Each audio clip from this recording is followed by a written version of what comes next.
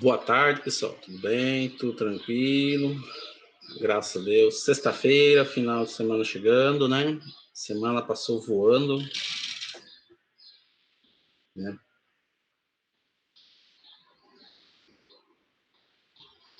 Vamos que vamos, né? Vamos que vamos.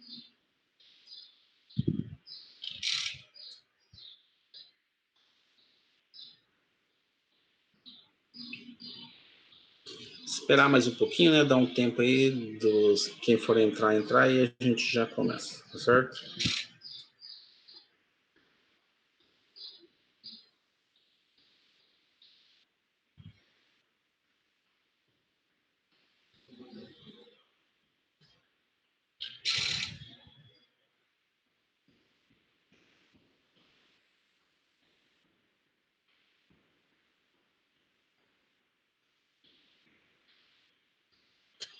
Esperar um pouquinho.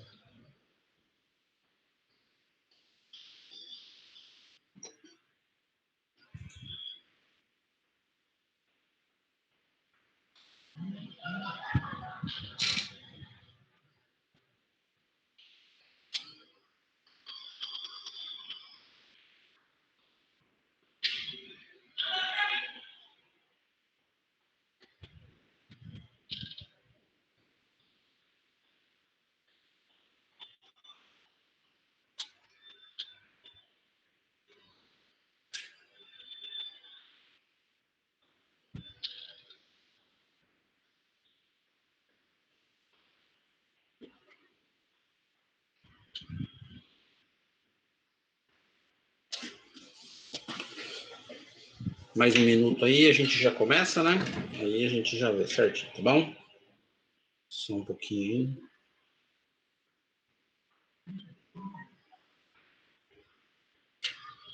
Ok.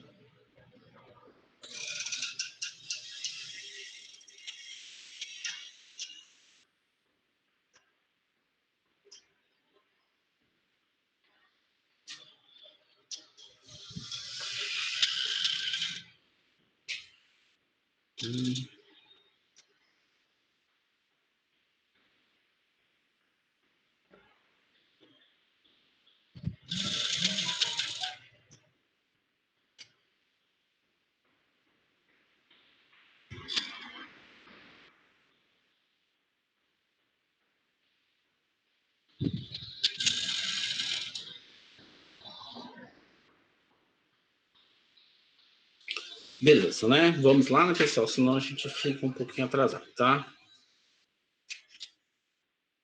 Então vamos lá, pessoal. Boa tarde a todos, tá?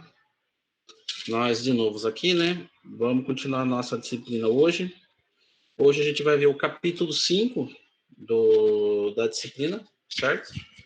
Que é aquela parte lá da segunda lei da termodinâmica, certo? Segundo o nosso cronograma que a gente estava visto, hoje, dia 23, era para a gente estar terminando o capítulo 5. Então, hoje eu vou dar metade desse capítulo e semana que vem eu vou dar o restante dele e a gente já termina o capítulo 5 e já entra no capítulo 6, que praticamente é quase o penúltimo capítulo nosso da disciplina, tá? Então, a gente vai ver a segunda lei da termodinâmica, tá? Então, eu vou disponibilizar aqui para vocês, né, para a gente já começar a ver aqui, certo?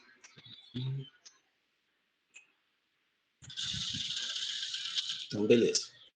Do mesmo modo como a gente fez anteriormente, a gente vai utilizar o nosso livro, né, como referência, tá?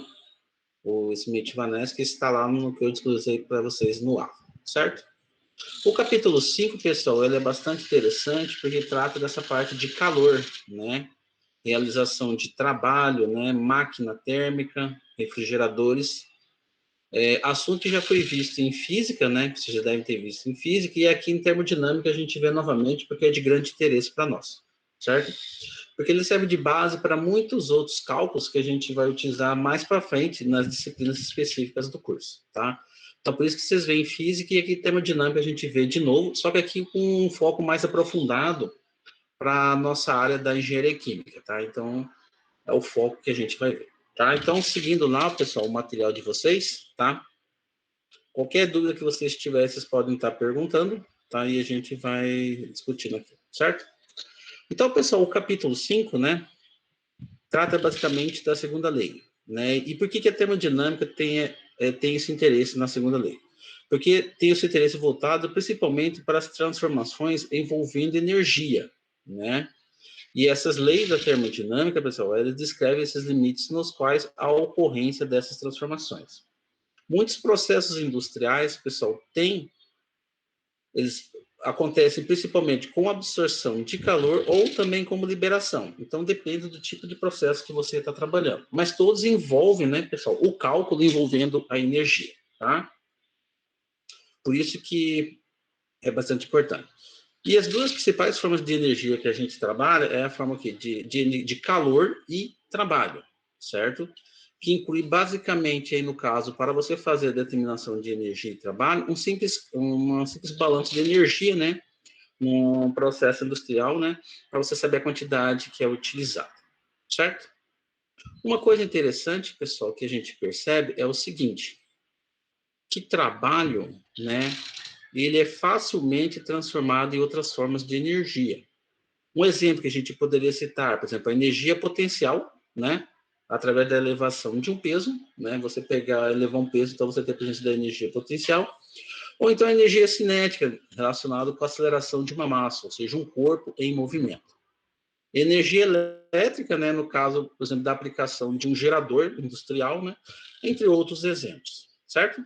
Então, esses processos podem ser conduzidos de tal forma a atingirem uma eficiência de 100% de conversão, certo? Isso só é possível, pessoal, quando a gente elimina o atrito no cálculo matemático, certo? Então, nós podemos, basicamente, concluir que o quê? Que o trabalho ele é completamente transformado em calor com uma certa facilidade, certo? Agora, no sentido inverso, pessoal, transformar calor em trabalho, aí já é um pouquinho mais complicado. Por quê? Por causa da dissipação desse calor. Todo o processo industrial, pessoal que tenha a produção de calor em forma de trabalho, há sempre uma parte de dissipação dessa energia, uma parte é perdida para o meio, certo? Então, muito provavelmente, pessoal, não consigamos eficiências muito grandes desses equipamentos, na faixa de 40 e pouco, até 50% de eficiência. Já existem alguns equipamentos, pessoal, que tentam chegar a uma eficiência de 60%. Aí, no caso, só é possível como você faz um isolamento muito grande desse equipamento para que a perda, porque esse calor que seja dissipado, seja o menor possível. Mas, mesmo assim, pessoal, é difícil você controlar o processo, porque uma parte desse calor sempre é dissipado, certo? Então, a partir desses conceitos, pessoal, de trabalho e calor, que a gente introduz a segunda lei da termodinâmica, certo? Então, muitas observações da segunda lei, pessoal, surgem a partir de relações desses processos, certo? No quais a gente aplica a primeira lei, sim? E a segunda lei, basicamente, ela é apresentada de duas formas, certo? Quais são as duas formas que é apresentada pela segunda lei? Primeiro enunciado, que nenhum equipamento pode operar de tal forma que o seu único efeito, no caso, a gente adotando ou o sistema ou a vizinhança, seja a conversão completa do calor por um sistema de trabalho. Ou seja, o que ele quer dizer aqui, pessoal? Que nem todo calor é totalmente o quê? Convertido o quê? Em trabalho, certo? Então, no caso, há perdas, certo? Outro enunciado, que nenhum processo que consiste unicamente na transferência de calor de um nível de temperatura para outra temperatura superior, ela é possível. Aí, no caso, o que ele está falando, pessoal? Isso é um princípio básico do processo de transferência de calor, certo? Para que haja transferência de calor, pessoal, tem que ter necessariamente uma diferença de temperatura, certo? Pode ser no mesmo corpo ou corpos diferentes. Então, basicamente, o princípio da transferência de temperatura é geralmente o quê? De um corpo que tem uma maior temperatura para o quê? Para um de menor.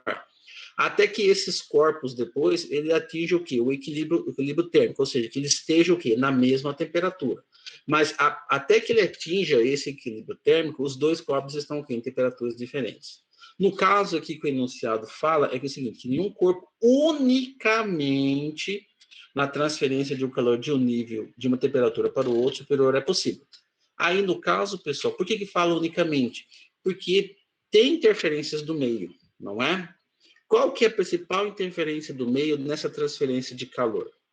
Primeiro caso, é a temperatura, né? E também, pessoal, o volume ocupado por esses corpos. Agora, imagina um corpo que tinha uma dimensão muito grande, certo? Ele vai trocar calor com um corpo que tem uma dimensão um pouco bem menor do que ele. Então, essa desproporção de volume, né?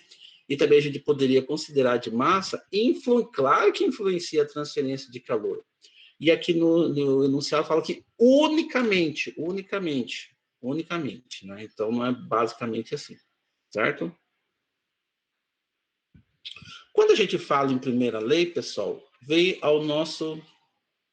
Deixa eu aumentar aqui um pouquinho para a gente aumentar aqui a resolução, tá? Aí, tá? Quando a gente fala em primeira lei, pessoal, a gente vê na nossa cabeça, ΔU igual o quê? Calor mais trabalho. Ou seja, essa variação aqui, o ΔU, é o quê? A variação de energia o quê? Do meu sistema, certo? Não é por isso que a gente está adotando como sendo ΔU. A quantidade de calor vai depender se o sistema vai receber ou vai doar calor.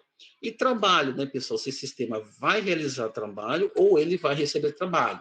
Aí, no caso, se ele vai receber ou se ele vai realizar, vale aquela regrinha que a gente tinha visto bem no começo da disciplina. Tudo que entra é o quê? Positivo, e tudo que sai é o quê? Negativo. Certo? Para um gás ideal, pessoal, né, aqui no caso, por exemplo, ele está adotando que a variação de energia interna é igual a zero. Mas por que ela é igual a zero, pessoal, no gás ideal? Porque não há influências do meio no seu comportamento. Então, é considerado um exemplo o quê? De um gás, um exemplo de um gás ideal mesmo, realmente. Então, o comportamento macromolecular da sua massa, das suas moléculas ali, independe de influências do meio. Então, ou seja, então, se ele tiver uma variação ali, da energia, vai ser uma variação muito pequena, tendendo a zero. Por isso que a gente fala que a sua variação de energia interna total aqui, ela é igual a zero. E o calor fica igual ao quê? A menos trabalho. Nesse caso aqui, pessoal, o calor, né, como ele é negativo aqui, então vai ser um calor absorvido pelo gás, né? E esse calor tem que vir de algum lugar, não tem para entrar no sistema. Então ele é proveniente o quê? Da vizinhança. E nada mais é, ele é igual ao trabalho transferido para a vizinhança, não é? Por quê? Tudo que entra é positivo. Então, ou seja, então o sistema está realizando trabalho. Tudo que sai é negativo. Se sai é negativo, ou seja, o sistema está realizando trabalho sobre a vizinhança. Se ele está realizando trabalho, a tendência é o quê? Que esse sistema o quê? Aumente. Então, se ele aumente ali o fluido, vamos pensar no gás, então o que está acontecendo no gás? Ele está o quê? Expandindo. Mas expandindo de que forma, pessoal? De forma o quê? Reversível. Por que eu falo isso, pessoal? A partir do momento que essa vizinhança parar de fornecer energia para esse gás, a tendência é o quê? Que a expansão o quê? Pare. E a partir do momento que ela começa a retirar o calor, a tendência é o quê? Que ele volte, que ele retorne o quê? Ao seu estado inicial. Então, esse fato de ir e voltar caracteriza o quê? Uma expansão, mas expansão de forma o quê? Reversível. Ok? Tudo bem, pessoal? Tudo tranquilo? Então, isso aqui, pessoal, que a gente está tratando nesse enunciado da segunda lei, né? Está utilizando uma expansão reversível de um gás ideal, né? E nós estamos falando sobre os seus efeitos, ok? Aí tem um pequeno texto aqui, vocês podem dar uma lida depois com um pouco mais tranquilidade, mas é basicamente isso que a gente está falando, né? É basicamente isso que a gente está falando. Outra coisa que cita aqui no texto, pessoal, uma coisa interessante, é o conceito de processo cíclico, né?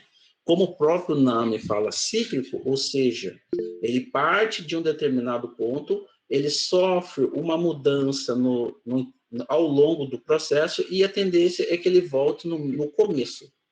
Mas aí a gente pode pensar, mas ele volta no começo, mas ele volta em que condições, né? Porque imagine, ele partiu desse ponto e vai nesse ponto, então aqui nesse ponto ele tem o quê? Uma condição de temperatura, uma condição de pressão e, consequentemente, uma condição o quê? De volume. Se ele sofre uma expansão ou uma compressão, consequentemente, quando ele chega nesse ponto, não vai ser necessariamente uma condição de pressão, nem de volume e nem de temperatura. E depois de voltar para esse ponto, aí quando ele volta na mesma condição de temperatura, pressão, volume do começo do processo. Esse ciclo de até um ponto intermediário e voltar na sua condição inicial é conhecido como sendo um processo cíclico, tá? Diferente, pessoal, de processo fechado, tá? Muitas vezes, na hora do cálculo, né, de alguns problemas, tem essa pequena confusão de processo cíclico com processo fechado. O cíclico, ele vai, mas ele volta na sua condição inicial. O processo fechado é aquele processo que independe da interferência do meio, a diferença do quê? Da vizinhança. Então, a vizinhança não vai influenciar as condições do processo em si. Por isso que fala sistema o quê? Fechado. Ok? Então, isso a gente está falando aqui, né, com relação à segunda lei. E a partir desses conceitos, pessoal, da segunda lei, nós vamos falar sobre máquinas térmicas, né? Se a gente for ver, nós estamos careca de saber sobre máquinas térmicas, como que funciona, né? Basicamente, é o clássico, né, da segunda lei. Quando a gente fala da segunda lei, já vem a nossa ideia, o quê? Máquinas térmicas, certo? Então, aqui, ó, o tratamento clássico da segunda lei está baseado numa visão macroscópica das propriedades, independente de qualquer conhecimento da sua estrutura, da matéria ou comportamento das moléculas. Aí vocês poderiam até perguntar, professor, se nós estamos trabalhando em termodinâmica, por que a gente sempre, na maioria dos livros, a gente tem essa visão macroscópica? Porque é mais fácil da gente mensurar, da gente ver, né? Nem que seja, por exemplo, utilizar um microscópio de alta resolução, mas a gente vê ali o comportamento ali. Por que o microscópio já é mais complicado? Né? Porque além de a gente não ter essa visão de como que é o arranjo ali, nós ficamos mais ou menos meio que às cegas, porque a gente não tem como prever como que vai acontecer esse comportamento, né? Uma coisa é você ver, você tocar, você mensurar. Uma coisa é você sabe que tem, mas você não sabe como que ela interage. Então, a maioria dos casos na termodinâmica, sempre a gente utiliza essa visão macroscópica como referência. Principalmente, pessoal, das suas propriedades, porque é a partir delas que nós vamos utilizar como base para os cálculos de outras propriedades que a gente vai ver. Um exemplo disso, pessoal, que eu sempre falo em termodinâmica, quando a gente faz cálculo de entalpia. Para nós determinarmos o valor da entalpia de uma determinada substância, necessariamente nós precisaremos ter o quê? Valores de temperatura. Temperatura é uma grandeza determinada que você consegue mensurar, você consegue vê-la, né? Como que eu falo, eu consigo vê-la? Você consegue o quê? Medi-la. Você pode utilizar aí um termopar, que é um termômetro específico para a indústria, né? Que mede essa temperatura, né? Ou o próprio termômetro mesmo, que você pega ali, por exemplo, tem um copo d'água, por exemplo, está efervescente, você coloca ali um termômetro, né? Não uma água tão quente, efervescente, mas uma água ali mais ou menos morna. Você coloca o termômetro, ou seja, você consegue ver aquela grandeza ali medindo naquela coluna de mercúrio. E a partir desse dado de temperatura que a gente consegue determinar o valor da entalpia, no caso ali da água, qual que é a entalpia ali. Então é isso que a gente fala, pessoal, nesses conceitos assim. Então geralmente é sempre importante, né, fazer essa visão macroscópica das propriedades, ok? E a partir desses estudos, pessoal, que a gente introduz o conceito de máquina térmica, né? Que nada mais é do que um dispositivo ou máquinas que produzem trabalho, né? A partir de um calor. E esse calor, ele é obtido através do quê? De um processo o quê? Um processo cíclico, tá? Um exemplo disso que o livro nos dá, pessoal, é aqui, ó, é uma planta de potência que utiliza o vapor como força motriz, né?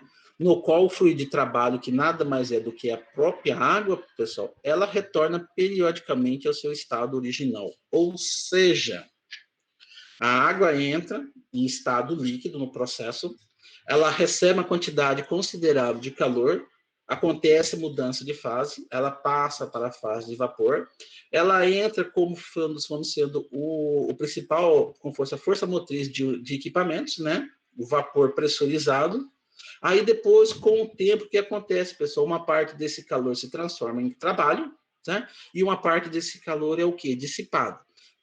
Como a água ali é a principal força motriz, como ele cede o calor, então o que acontece com a água? Ela é baixa a temperatura e a tendência é o quê? Que uma parte desse vapor o quê? Liquefaça, né? Então, nesse caso, ele volta ao seu estado original, que é líquido. E assim a água vai, entra, sai do processo, entra de novo, então forma esse ciclo, né? No processo industrial. Então, aí, no caso, um exemplo foi uma planta, né, que utiliza o vapor como sua força motriz, tá? Aí dá alguns exemplos aqui, ó, pessoal, de água líquida, né, vinda de um decantador, certo? Ela é bombeada para o interior de uma caldeira a alta pressão. Então, necessariamente aqui, pessoal, ela é líquida porque ela veio o quê? De um condensador. Então, antes de entrar no condensador, ela era o quê? Gás. Aí aconteceu o quê? Baixou a temperatura, né? Ela condensou, voltou de novo à sua forma líquida, e essa água líquida é colocada no interior de uma caldeira a alta pressão. O que acontece? Quando essa água líquida entra nessa caldeira, já está sobre altíssima pressão. E ele necessariamente, como é o fato de ter uma caldeira, já deve estar o quê? Numa alta temperatura. Então a água já entra nesse equipamento industrial a uma alta temperatura e uma alta o quê? E uma alta pressão.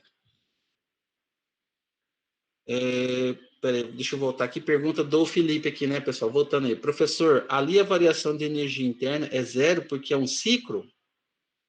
Deixa eu voltar, não entendi direito aquela parte. Só rapidinho, Felipe.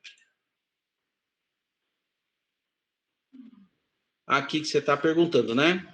Por que, que ela é igual a zero, né, pessoal? Principalmente porque a gente está trabalhando com o conceito de gás ideal, né? E no caso, o que acontece? Você está desprezando ali, você tem uma energia cinética, você tem energia potencial, tá? Então, basicamente, a energia total ali é a própria o quê? Energia o quê? Da substância, certo? E ali, por que, que ela é zero, pessoal? Porque aí, no caso, pessoal, nós estamos desprezando as influências do meio sobre o sistema, certo? Energia do sistema. Poderíamos considerar como sendo um processo o quê? Fechado, mas também pelo fato do que, pessoal? Porque as condições iniciais ali do sistema, como a gente pode falar que também é um ciclo, ele volta o quê? No seu estado inicial.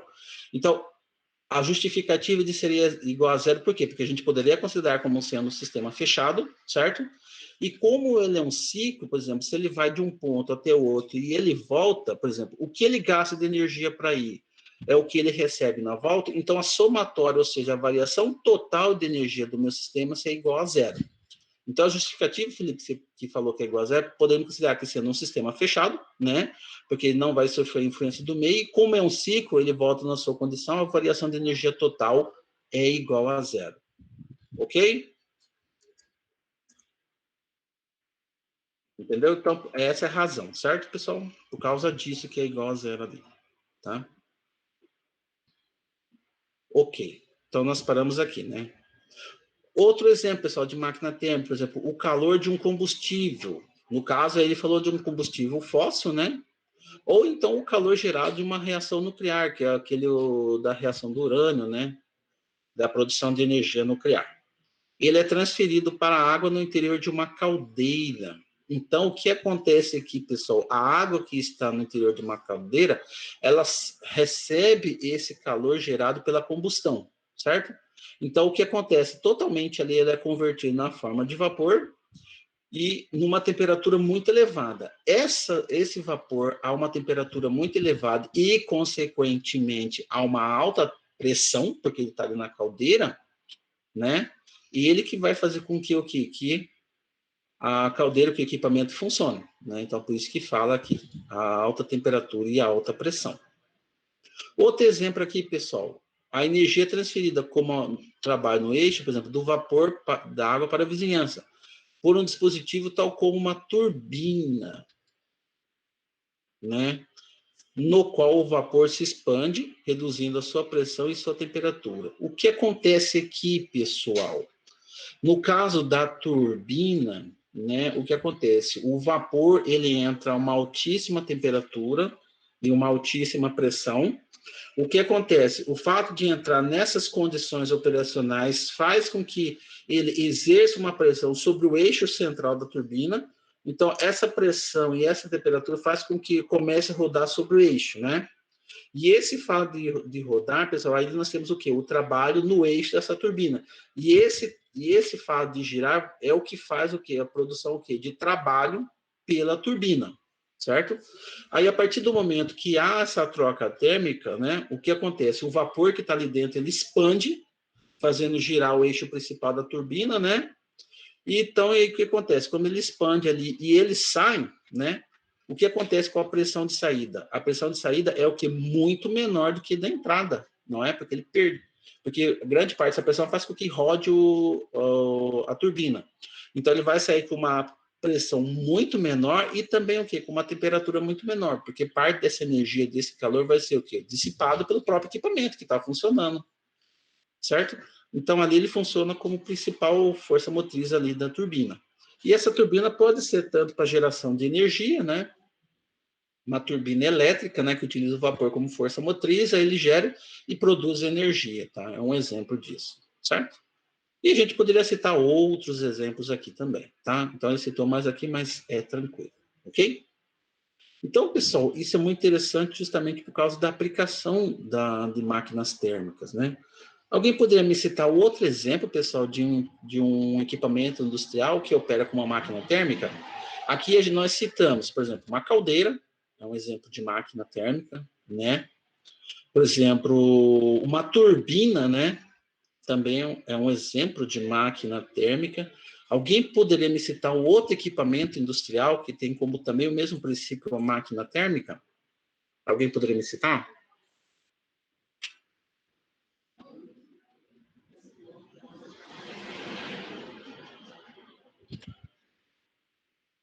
E aí, pessoal?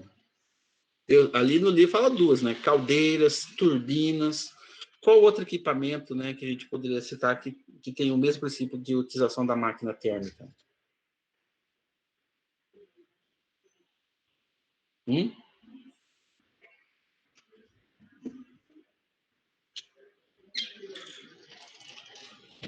E aí, Felipe? E aí, Manuel? E aí, Stephanie? E Ana? Tipo, que outro equipamento que eu poderia citar como um exemplo também, né, pessoal? Rosedores? Rosedores, você fala assim no sentido do quê? De você, tipo, colocar um produto ali e ele cozinhar, tipo, cozinhar, mas assim nesse sentido. Isso, Oi? aqueles grandes. Isso, aqueles industriais. Vamos pensar, o que vocês acham? Porque ele, no caso... Estilo panela, Oi, pode falar, Ana. estilo panela de pressão, Ah, uma panela só de que pressão, né? Sim, grande. sim, poderia ser, né? Porque o que acontece, né? Você coloca ali o produto no seu interior, né? Ele vai receber uma quantidade de calor considerável, né? Aí, no caso, né, o que vai acontecer? Ele vai cozinhar, né? Praticamente cozinhar, né? E uma parte desse calor aí, o que? Vai ser dissipado, porque nem todo vai ser utilizado para você fazer o cozimento ali, né? Poderia ser também, né? Um refrigerador, sim, poderia ser também, né, Felipe, né, Stephanie?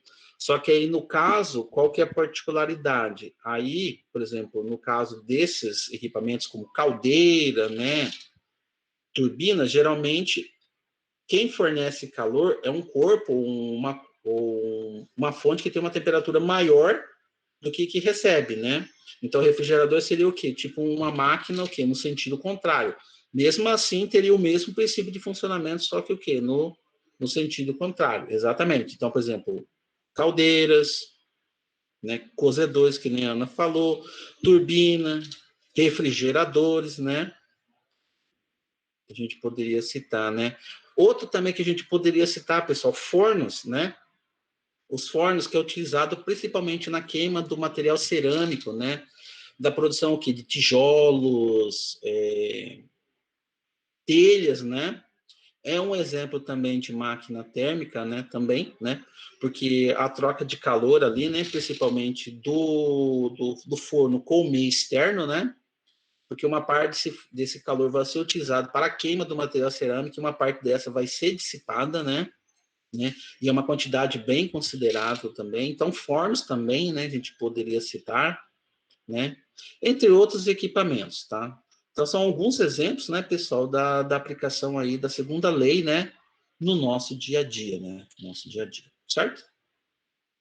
Quando a gente fala, pessoal, em máquinas térmicas, né, nós estamos falando também da realização de trabalho, certo?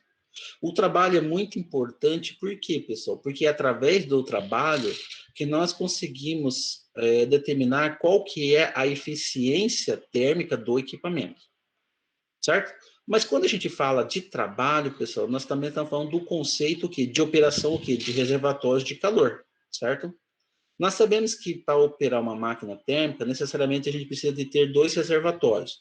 Um reservatório quente, ou seja, que tem uma temperatura maior, e um reservatório que tem uma temperatura menor, que é um reservatório que a gente considera como sendo frio, certo?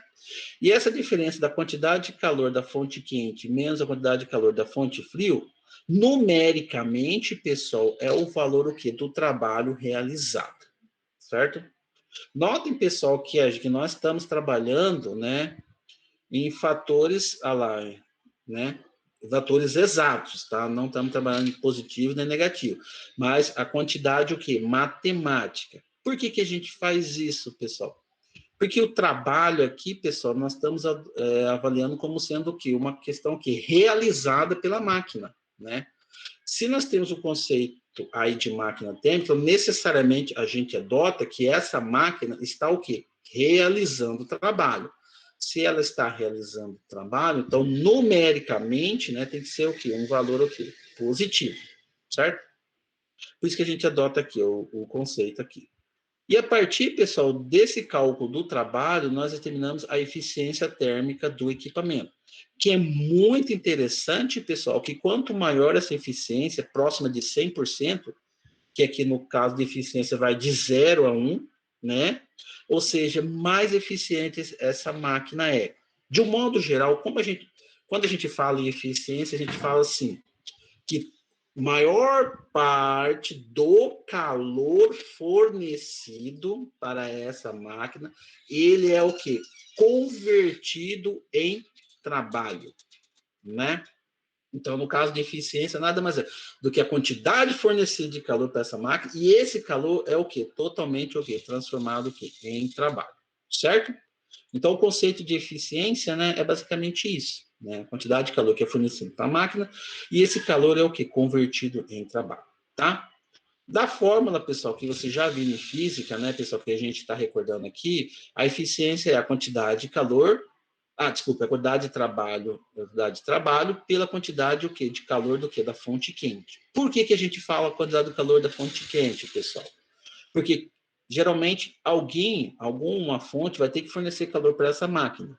E geralmente nesse sentido a máquina térmica, ou seja, é do corpo mais quente, ou seja, do reservatório que tem uma temperatura maior para o de menor. Então nesse caso quem tem maior é o QQ, que é a fonte quente, tá? Sobre QQ, trabalho sobre QQ. O trabalho é a diferença da quantidade de calor da fonte quente menos da fonte fria, certo? Substituindo na forma, nós chegamos na forma que eficiência é igual a 1 menos QF sobre QQ. Ou seja, para fazer o cálculo da eficiência térmica desse equipamento, eu precisaria necessariamente saber a quantidade de calor da fonte quente e a quantidade de calor da fonte fria, certo? Às vezes, isso pode parecer um pouquinho meio estranho, né? Porque como que eu vou determinar essa quantidade de calor, certo? Porque a quantidade de calor não é uma coisa assim você mensurável que você consegue observar. Então você obtém ela através de um cálculo. Mas e na hora, pessoal, quando você estiver ali operando o equipamento ali, você precisa determinar a sua eficiência de uma forma mais rápida. Até que você determina essa quantidade de calor de fonte quente e fonte fria, se leva-se um tempo, não é? E esse tempo, às vezes, pode ser um diferencial, principalmente no processo, que precisa fazer uma mudança muito rápida ali. Então, o que aconteceu, pessoal? Carnot, né? Ele utilizando alguns dados experimentais, ele também trabalhou com 2 reservatórios de calor, né? E utilizou essa máquina térmica, né? Como referência. Então, ele fez todo um tratamento matemático, certo? Ele fez todo um tratamento matemático, onde vocês podem ver toda essa parte aqui, que no final, deixa eu ver onde que eu acho que é a fórmula, que no final ele conseguiu, pessoal, simplesmente determinar a eficiência térmica em função o quê? Da temperatura só. Então, se você precisa determinar a eficiência dessa máquina térmica de uma forma rápida, simplesmente você pega ali um termopar na fonte quente, um termopar na fonte fria, você tem as temperaturas, você joga na forma, então você tem uma forma mais dinâmica, ou seja, mais rápida de você obter essa eficiência da máquina térmica. Claro, né, pessoal, que naquele tempo, né, ainda não se tinha essa visão, né? Mas com o desenvolvimento das tecnologias, até o desenvolvimento do próprio cálculo matemático e até da própria termodinâmica, né, onde você faz a aplicação de várias formas, ele conseguiu fazer toda essa dedução e chegou nessa fórmula mais simples aqui, que é em função da temperatura, que é uma fórmula que é mais fácil, mais mensurável, mais rápida de fazer, certo? Mas isso a partir o quê? De várias observações experimentais, tá? Então aqui, pessoal, tá? Então tem toda uma base, né, que ele utilizou, o Carnot utilizou para fazer todas essas observações, mas e a partir dessas observações, pessoal, né, vocês veem que eu estou pulando um pouquinho, porque tudo isso daqui, com certeza, vocês já devem ter visto em física, né? O professor de física já ter desenhado o ciclo de Carnot 1000 vezes, deve ter falado 1000 vezes de todas as etapas, de tudo que faz o ciclo de Carnot, tá?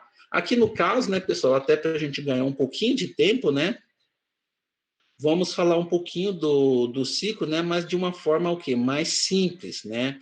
Para vocês, geralmente, tipo, né, recordar o ciclo, mas toda a parte matemática, que toda a parte envolvida, né, pessoal, aí já é a parte mais de cálculo, né? Mas o que nos interessa para nós, basicamente, é essa fórmula aqui. Por isso que eu estou dando esse salto bem grande aqui, tá? Só relembrando um pouquinho do ciclo de Carnot, pessoal, que vocês já devem ter visto em física, né? Então, o ciclo ele é percorrido geralmente com gás ideal, né, que é utilizado como nosso fluido de trabalho, certo? E é feito um estudo através do quê? De dados o quê? De pressão e de volume, certo? E a partir do levantamento de dados experimentais de pressão e volume, ele fez o desenho desse diagrama aqui. Percebe-se, pessoal, que no ciclo de Carnot ele é composto por 4 processos reversíveis, né, como a gente pode ver aqui. E é um processo cíclico porque necessariamente ele volta o quê? Na sua condição inicial. Tanto aqui no caso de pressão, quanto o quê? Na condição o quê? De volume, certo? Então, por isso que fala ciclo de Carnot, ou seja, é um processo o quê? Cíclico, ok? Então, aqui, pessoal, temos 4 etapas bem definidas, certo? Analisando o gráfico aqui, pessoal, por exemplo, de A para B, certo? O que acontece? De A ele está nesse ponto, o B está nesse ponto. O que acontece de A para B? O seu volume, ele o quê? Diminui, certo? Se ele diminui, a tendência é que o fluido ali, no caso, que a gente está trabalhando como sendo o gás ideal, ele sofre o quê? Um processo o quê? De compressão, certo? E essa compressão, ela é de que forma, pessoal? Ela forma o quê? Adiabática. Por quê? Ele não troca calor, simplesmente o quê? Varia a sua temperatura, certo? Onde ele vai dessa temperatura TF até a temperatura TQ. No caso, essa temperatura TF aqui, pessoal, é a temperatura o quê? Da fonte fria. E o TQ é a temperatura o quê? Da fonte quente. Então, ele passa do TF, ele vai para o TQ. Então, não há troca de calor, simplesmente o quê? Só variação de temperatura, ok? Já no caso de B para C, analisando lá, B tem esse volume, C tem esse volume. Então, de B para C, o volume aumenta. Então, a tendência desse gás é que ele sofra o quê, pessoal? Uma expansão. Mas que tipo de expansão que ele acontece aí, pessoal? Isotérmica. Por quê? Porque de B para C é a mesma temperatura. De B está TQ, que é a temperatura da fonte quente, e o C também está TQ, que é a temperatura da fonte quente. Então é o quê? Uma expansão o quê? Isotérmica. Certo? E essa expansão aqui, ela acontece o quê? Com absorção de calor. Por quê? Porque a fonte quente que vai fornecer calor para essa máquina, ok? Então, aqui, por isso que entra aqui, a quantidade de calor está entrando. Se está entrando, ele está o quê? Absorvendo, ok? C para D. Então, vamos lá. De C tem esse volume, D tem esse volume. Então, de C para D, o volume aumenta. Então, a tendência também é que o gás sofra o quê? Um processo o quê? De expansão. Só que ela é o que, pessoal? Adiabática, certo? O que vai a quantidade de calor? Não há variação da quantidade de calor. Só vai mudar a temperatura. Ele vai passar de TQ, que é a temperatura da fonte quente, para TF, que é a temperatura da fonte fria. Ok? E D para A. D tem esse volume, A tem esse volume. Então, a tendência é que o volume diminua. Então, é o quê? Uma compressão. Mas compressão de que forma? Isotérmica, porque está ao longo da temperatura da fonte quente, da temperatura da fonte fria, TF, tá? Até o seu estado inicial. Nesse caso, pessoal, como ele sofreu como ele já perdeu uma quantidade de calor aqui, então a tendência é o quê? Que o sistema o quê? Perca calor, ou seja, descarte esse calor que ele recebeu da fonte quente, ok? Aí fez todo um tratamento matemático, certo, né? Onde eles analisou as etapas isotérmicas, né? Então, lá, essa fórmula aqui nós já chegamos de ver essa fórmula, lembra nos capítulos anteriores, né? Quantidade de calor RT ln de VC sobre V, que é aquela etapa isotérmica que a gente viu, acho que a gente viu no capítulo 3, né? Aí ele substituiu na fórmula, né? Chegou nessa fórmula aqui, tá? O TQ, o QQ, o QF substituiu na fórmula. Ficou assim. Como é um processo adiabático, né? Então a quantidade de calor é igual a zero. Isso porque, pessoal, pela aquela definição da fórmula 320, daquela equação 322 que a gente viu no capítulo 3, né? Chegou aqui, aí o que ele fez? Como está variando a temperatura, então ele vai integrar de uma temperatura TF a uma temperatura TQ. Chegou aqui, né? Ele obteve essa relação porque essa integral praticamente ela é igual a essa, não é? É a mesma integral. Então, esse ln aqui é o mesmo desse, como está aqui, não é? Aí, o que ele fez, pessoal? Simplesmente, né? Fez essa relação. Se isso aqui é igual, então necessariamente a quantidade de calor é igual ao que? A quantidade de temperatura. E a partir dessa definição, substituiu na fórmula como a gente tinha visto antes e chegou nessa relação aqui. Certo? Uma coisa muito interessante dessa dedução matemática que ele fez, pessoal. Uma coisa muito interessante de tudo isso daqui. Tudo isso daqui, pessoal, o desenho desse diagrama, ele obteve a partir de dados experimentais. Então, com certeza, ele chegou e botou mão na massa. Levantou dados de volume, levantou dados de pressão, levantou dados de volume, desenhou o diagrama e a partir daí do desenvolvimento matemático, ele chegou nessa conclusão aqui, né? Que a eficiência da máquina pode ser em função das temperaturas, tanto da fonte quente quanto o da fonte fria, ok?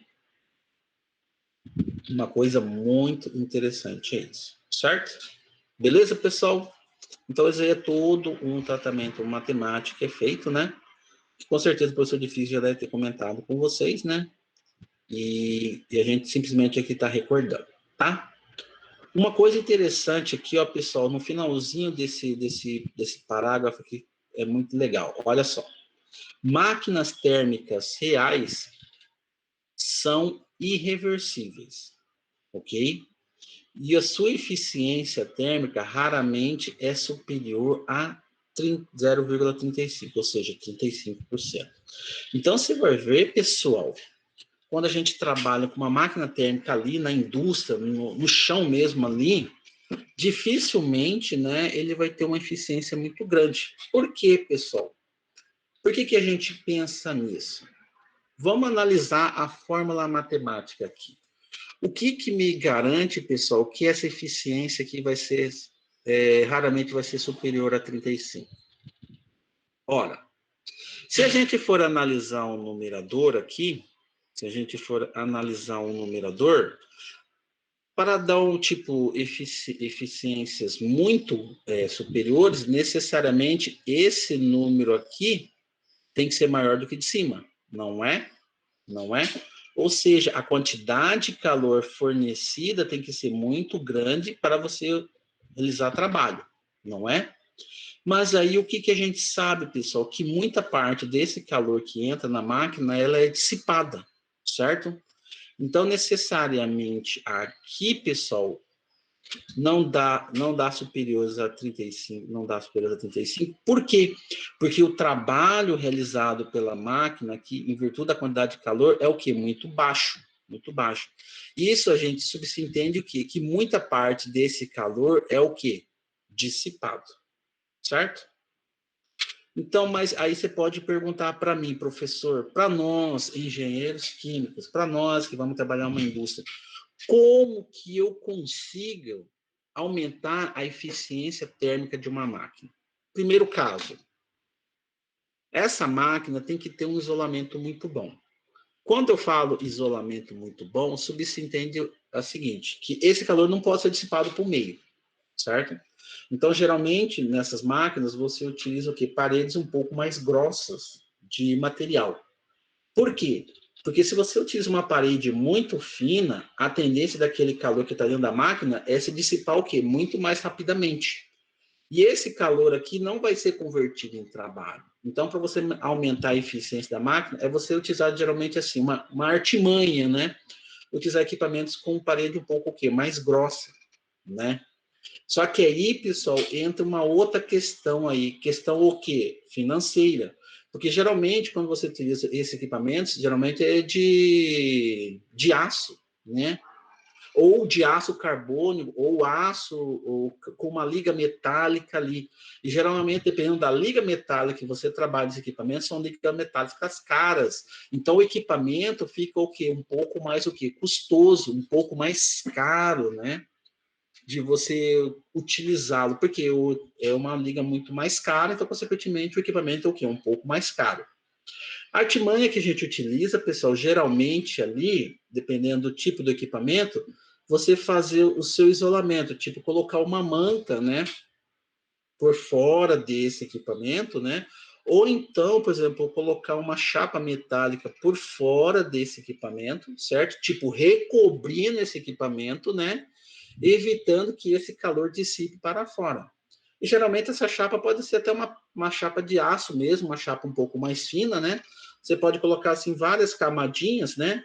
Formar um tipo um entrelaçado assim, e essas camadas vão dificultar que esse calor que está aqui no interior do equipamento dissipe, certo?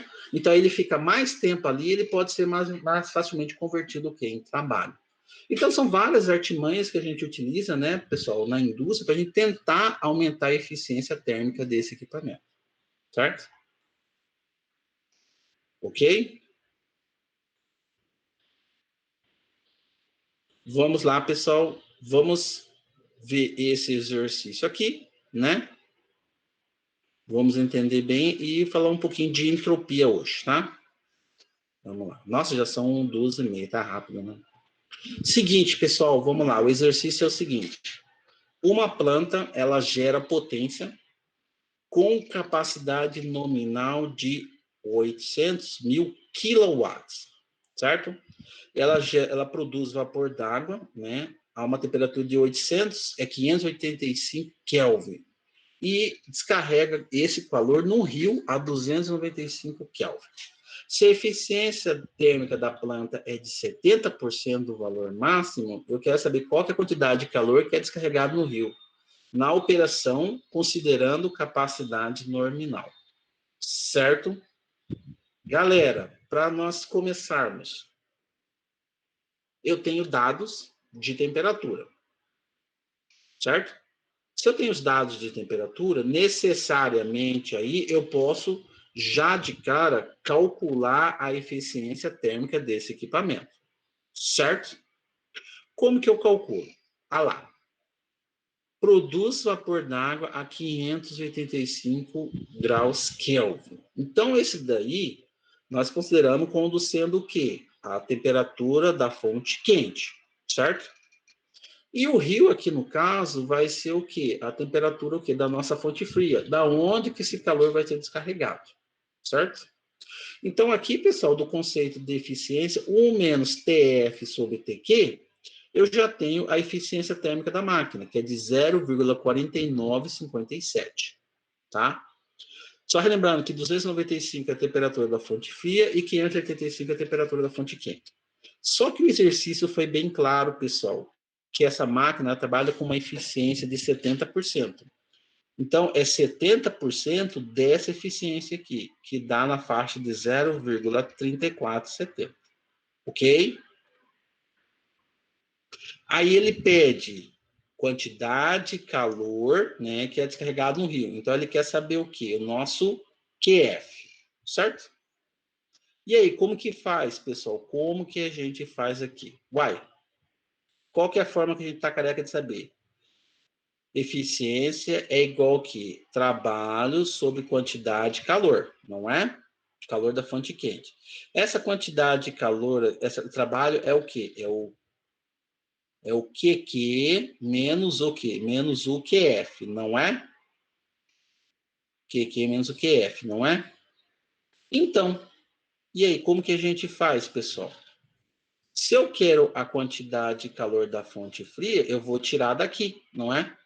QQ menos o QF, não é? Então, vai aparecer aqui o QF na fórmula aqui, não é? Aí, o que que eu faço? Eu isolo o QF da fórmula, isolo, passo a eficiência para o segundo termo, né? Aí eu coloco ele em evidência, ele vai chegar nessa fórmula aqui. Ó. Por isso que fala, ó, equações Q1, Q2, né? 5.1 e 5.2, cadê as fórmulas aqui? 5.1 e 5.2, ah lá. 5.1 e 5.2 é o que a gente está falando anteriormente. Você combina elas, né? Você rearranja elas e você consegue isolar o QF da fórmula. Então, ela fica aqui. O QF é igual a 1 menos a eficiência sobre a eficiência do trabalho. A eficiência você já tem, que você calculou anteriormente. E o trabalho, pessoal, é o próprio trabalho nominal da planta, que é de 800 mil quilowatts. Então, necessariamente aqui, pessoal, a quantidade de calor tem que ser dado em quilowatts, certo? Que nada mais é, pessoal, quilowatts, o que é? Joules por segundo, não é? Então, aqui, então é uma quantidade de calor do quê? De 1.505.500 quilojoules por segundo. Ou seja, então, a cada segundo, né, essa planta vai despejar na água uma quantidade de calor de 1.505.500 quilojoules. Então, ou seja, pessoal, é uma quantidade que bem considerável de energia, né? Uma quantidade bem considerável de energia, certo? É claro, né, pessoal, que para isso acontecer, se a gente for analisar hoje em dia, né, tem que ser feita uma análise de impacto ambiental desse rio, porque imagina você jogar essa quantidade absurda de calor num rio, né, onde ele tem uma fauna e uma flora, né, então o que acontece? Aquela temperatura daquela água vai subir o quê? Abruptamente, né? Então, espécies vegetais ali de mulga, de fungos ali, aquela parte da a flora ali do rio, né, vai ser totalmente prejudicada. Mas aí você pode pensar, né? Mas professor, você não está jogando produto químico, você está jogando água. Mas água, do mesmo jeito, a uma alta temperatura desse jeito também causa desequilíbrio, né? Então tem que tomar um pouco de cuidado com relação a isso, né? Então, antes, né, com certeza deve ter feito um estudo de impacto ambiental, né? Para ver até que ponto que o rio consegue, né, se recuperar dessa quantidade de calor que é fornecido. Ok?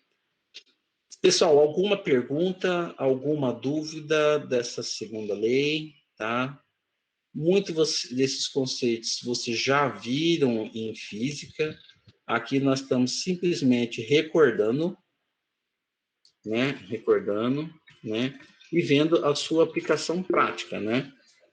Você vendo essa aplicação prática. Ali no caso, né? A gente viu no caso de uma planta industrial, né? Que dispersa essa quantidade muito grande de calor, né? Outro exemplo que a gente poderia também citar, pessoal, são indústrias, né? Onde tem realmente trabalho com essas altas temperaturas, né? Tipo, indústrias de couro também, né? Porque o que acontece na hora da curtição do couro, né? Para você preparar o couro tudinho, ele também utiliza água a uma alta temperatura e uma alta pressão, certo? Para você curtir o couro tudinho, para você tirar aquelas impurezas do couro, né? Então, você utiliza uma água, uma alta temperatura e uma alta pressão, e uma hora essa água vai ter que ser descartada, né? Claro que vai ter alguns produtos químicos ali, então você vai fazer a retirada do produto, mas mesmo assim a água resultante do processo está numa alta temperatura que você utilizou. E essa água tem que ir para algum lugar, né? Muitas vezes agora estão trabalhando, tentando tirar esses materiais químicos para ele voltar no processo. Mas ainda mesmo assim, a maior parte dessa água ela é o quê? Descartada. Né? Então, geralmente, vai o quê? Para um corpo hídrico. Né? Então, tem que tomar um pouquinho de cuidado com relação a isso. Ok? Beleza? São 2h30, vamos começar um pouquinho de entropia, certo? A gente vai ver alguns conceitos e na semana que vem a gente continua aqui, tá? Porque esse capítulo, apesar de ser um pouquinho curtinho, mas ele é muito cheio de detalhes, né? Então a gente vai devagarzinho, né?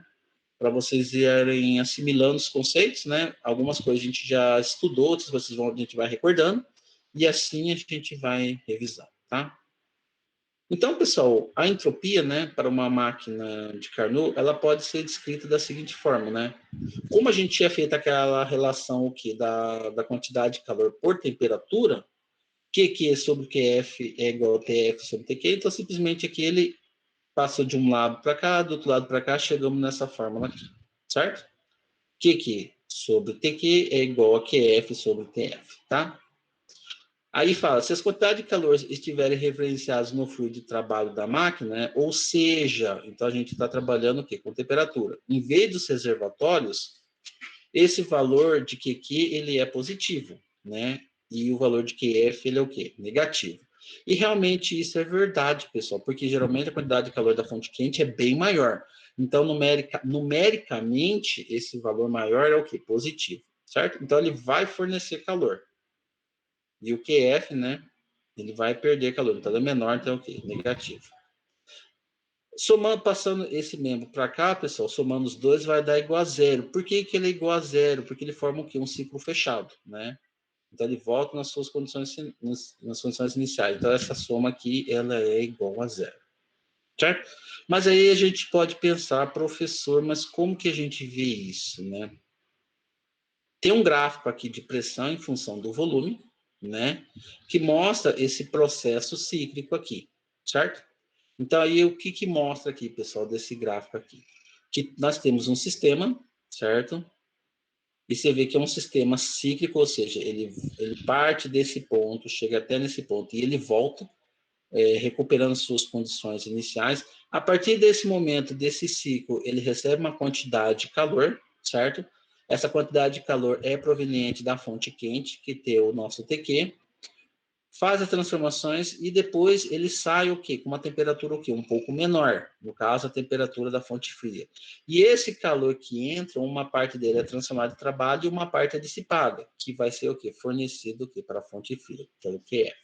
Então, a somatória aqui, pessoal, de tudo que entra e tudo que sai é igual a zero, porque é o conceito o quê? De ciclo que a gente viu. Então, por isso que faz QQ sobre TQ mais o QF sobre TF, tudo isso aqui é igual a zero, porque é um ciclo fechado, tá? E ele representou isso através do diagrama, né, que ele utilizou como base de cálculo, ok? Se ele é um ciclo, pessoal, e ele é um processo reversível, por que eu falo reversível, pessoal?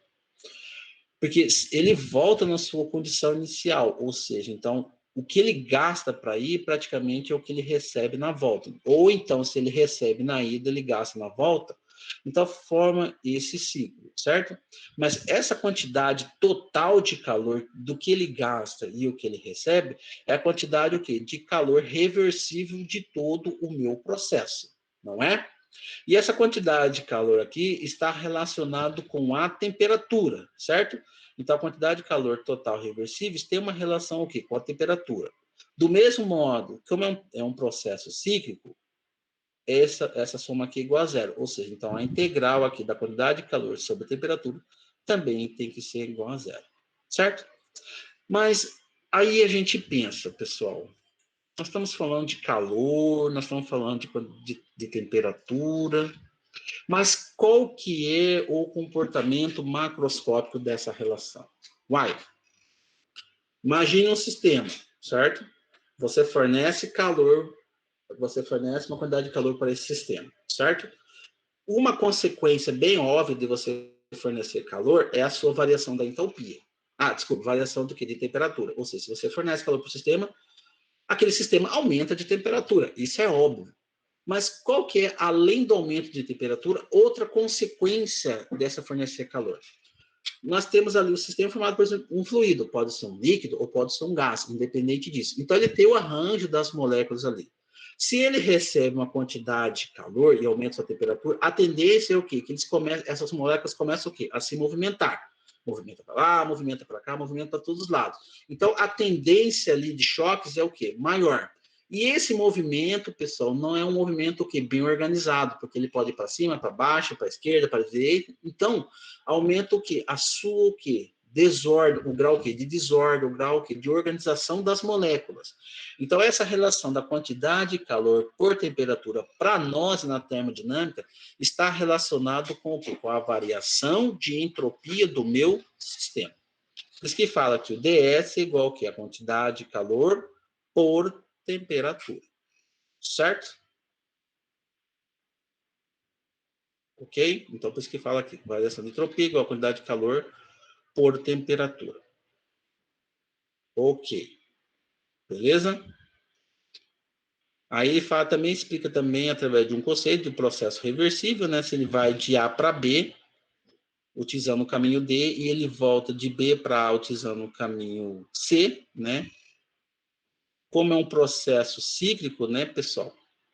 Então, é a entropia do que vai menos a entropia do que vem, então, ou seja, a sua variação. Por isso que fala aqui, variação. E aqui ele está utilizando a integral, o conceito o quê? Porque a gente está trabalhando o quê? Com área, né? Então, seria essa área aqui do ciclo e essa área aqui do ciclo também. Ok? Uma coisa interessante aqui, pessoal, que fala nesse capítulo do livro aqui. Ó, existe uma propriedade chamada entropia, foi o que a gente viu, que é uma propriedade intrínseca de um sistema, funcionalmente relacionada às suas coordenadas mensuráveis que caracterizam o sistema. Então, ou seja, pessoal, o que ele quis dizer com isso? Que a entropia, ela é o quê? Uma propriedade do sistema. Não sou eu, não é você, não é fulano que falou isso. Isso é uma questão decidida, é isso, é pronto. A entropia, é uma propriedade do sistema. Como a entalpia também é uma propriedade do sistema. E essa propriedade, ela pode ou não ser influenciada, certo? Mas que a entropia é uma propriedade do sistema, isso já está certo, não tem como se negar, certo? Por isso que fala que é uma propriedade o quê? Intrínseca do sistema, ok? Aí aqui, continuando aqui, tá, pessoal? A partir desse conceito aqui de entropia, pessoal, né, a gente vai avaliar a variação dessa entropia considerando o caso de um gás ideal. Aí vocês podem perguntar para mim, professor, por que a gente está analisando um gás ideal? Porque nós precisamos de um parâmetro, de uma fonte de referência. Para a gente determinar a entropia de um sistema ou de um fluido, precisamos ter um ponto de referência. E esse ponto de referência sempre é um gás ideal, tá? Então, nesse caso, pessoal, a gente adota um mol ou uma quantidade, uma unidade de massa do fluido, passando, né, por um processo reversível. E olha lá, galera, processo fechado, ou seja, não tem influência da vizinhança, ok? Da fórmula, da primeira lei da termodinâmica. Qual que é a primeira lei da termodinâmica que a gente está careca de saber? ΔU é igual ao quê? Calor mais trabalho.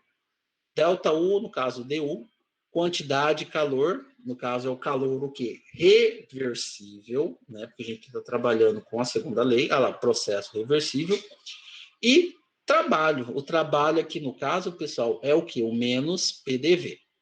A gente está careca de saber.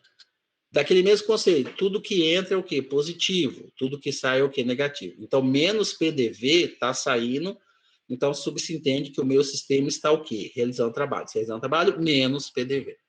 Certo? Do conceito de entalpia, que a gente já sabe, entalpia igual U mais PV, certo? Se eu estou derivando, então também eu vou derivar aqui, não é? Então, DH é igual a DU, e aqui vai aparecer o quê? Derivado o quê? De PV. Então, eu estou derivando os dois ao mesmo tempo. Então, como que eu resolvo isso matematicamente, fazendo? Mantenho um constante e derivo o outro. Então, mantive primeiramente a pressão constante, derivei a pressão. E depois eu inverto. Em vez da pressão ser constante, o volume é constante e deriva o quê? A pressão. Certo? Aí, o que eu faço, pessoal? O que eu faço aqui? Eu substituo. Não apareceu o DU aqui, isolo o DU dessa fórmula aqui e substituo aqui, certo? Vocês vão notar que vão sumir o DU da fórmula e vai aparecer o quê? Só o DH, que é a variação aqui de entalpia. Então, a variação de entalpia é igual a variação da quantidade de calor reversível menos PDV mais PDV mais VDP. Esses dois termos aqui, você pode cancelar e a equação fica o quê? Que variação da quantidade de calor reversível é igual a variação de entalpia menos VDP. Simplesmente esse termo ele continuou, esse termo cortou, esse termo mais VDP passou para o segundo membro menos VDP. Chegou nessa fórmula aqui. Ok? Só que a gente sabe, pessoal, que para um gás ideal, DH é igual ao quê? CP/dt. Isso daqui, pessoal, só é possível quando nós utilizamos o que mesmo, pessoal? Processo a pressão constante. Então, capacidade calorífica a pressão constante. Então, DH é igual ao quê? CP/dt. E como a gente sabe de gás ideal, pessoal, PV igual a nRT. No caso, como a gente está trabalhando com o mol, N igual a 1. Então, fica PV igual a RT. Isolando o volume, fica o quê? RT sobre P, como está aqui, ok? Aí, a partir disso daqui, o DH você substitui na fórmula, o volume você substitui na fórmula, e você chega nessa outra fórmula aqui. Aí, o que ele fez? Dividiu todos os termos dessa fórmula por T, ok? Mas o que é a quantidade de calor, pessoal, por temperatura, que a gente já tinha determinado anteriormente? É o quê? Variação o quê? De entropia. Então, esse termo aqui é o ds. Então, fica o ds igual Cp do gás ideal dt sobre T, menos o RdP sobre P. Ok? E aí, o que ele fez? Simplesmente, ele rearranjou a fórmula aqui de modo que apareça Cp sobre R. Mas por que ele faz isso, pessoal? Não sei se vocês lembram do capítulo anterior. Lembra aquela integral que a gente tinha feito? Lembra a integral que a gente tinha feito no capítulo anterior, capítulo 4? Ela também pode ser resolvida através de uma fórmula matemática. Olha essa fórmula matemática aqui. Por isso que eu utilizei o Cp e dividi pelo R para aparecer nessa fórmula aqui. Tá? Aí ficou Cp sobre o R. Aí simplesmente ele integrou, porque você tem uma variação de temperatura de um estado inicial a uma temperatura final. Chegou nessa fórmula aqui do ΔS. Certo? Uma coisa interessante, pessoal, ela é deduzida para um processo reversível, tá? E ela somente relaciona propriedades e ela independe do processo que causa essa mudança, certo? Então, ela independe do processo. Só depende do quê? Das propriedades, tá? Chegou nessa forma. Como a gente já tinha visto, essa integral aqui, pessoal, ela pode ser resolvida utilizando essa fórmula matemática, tá? O A, o B e o C e o D, lembra que a gente já tinha, como a gente tinha determinado anteriormente, é a mesma coisa. Você pega o fluido lá, o líquido, o gás que você está usando como trabalho, né? Você determina os valores de A, B, C e D. O tal a gente já sabe, que é a temperatura sobre temperatura inicial. substitui na fórmula, substitui aqui, você tem o quê? O valor numérico dessa equação, certo? Aí, como geralmente você tem uma condição inicial de temperatura e pressão, então você tem temperatura inicial T0 e T, então você tem P0 e P. Substitui na fórmula, você acha esse termo aqui como sendo um termo numérico, certo? Você sabe o valor do R, se for uma temperatura em graus Kelvin, é 8,314, está dividindo, passa multiplicando, você tem o cálculo do ΔS total do meu sistema. Ok? Beleza, pessoal? Alguma pergunta? Alguma dúvida? Certo? É basicamente isso que a gente faz, né, pessoal? A gente pega os conceitos, né? Tudo que a gente viu da segunda lei, pega os conceitos de máquina térmica, aplica, né, no caso ali, utilizou para um processo reversível de um gás ideal, faz a dedução da fórmula utilizando os conceitos que a gente já sabe, e no final você deduz uma fórmula que é em função o quê? Da entropia que você quer determinar. E a fórmula é essa aqui, certo? Aí, a partir dessa fórmula, surge uma integral que você pode calcular utilizando essa fórmula matemática. O desvalor de A, B, C e D você pode obter pelo fluido numa tabela. O tal, você sabe as temperaturas, substitui, achou o valor da entropia final. Ok? Então, pessoal, não tem muito mistério. Não tem muito mistério. Não tem muito diferente do que ser isso, tá? É simplesmente pegar os conceitos, aplicar e você deduzir uma fórmula que você vai fazer o cálculo do ΔS. Ok? Galera, alguma pergunta? Alguma dúvida? Ficou alguma coisa assim meio... Tudo tranquilo, né, Felipe? Ana, Manuel, Maria, Stephanie, né?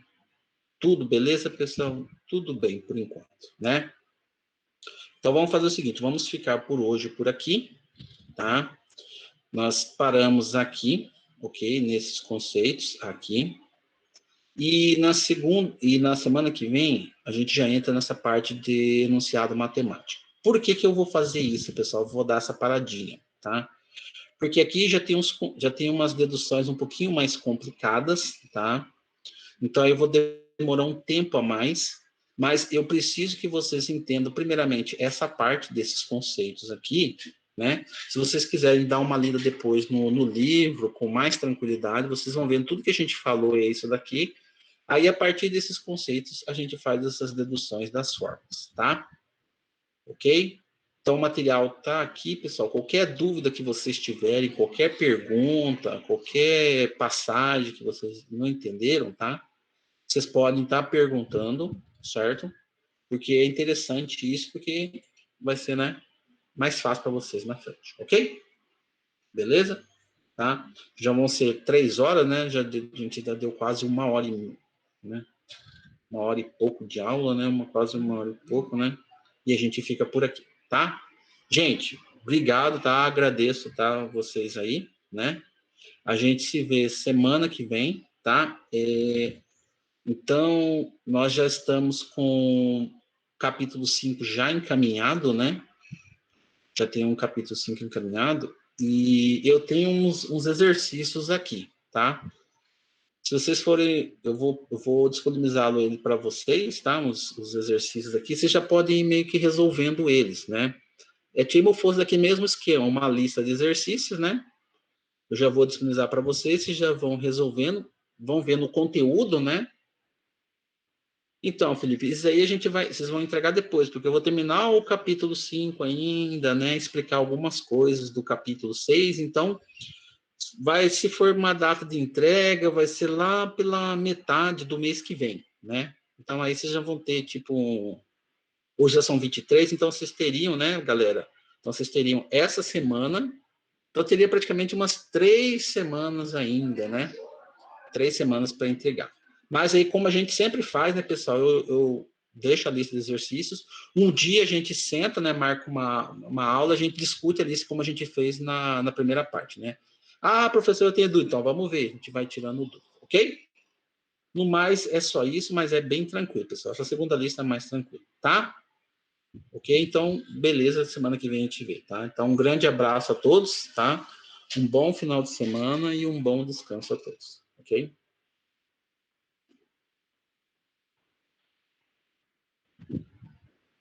Deixa eu ver aqui como que é.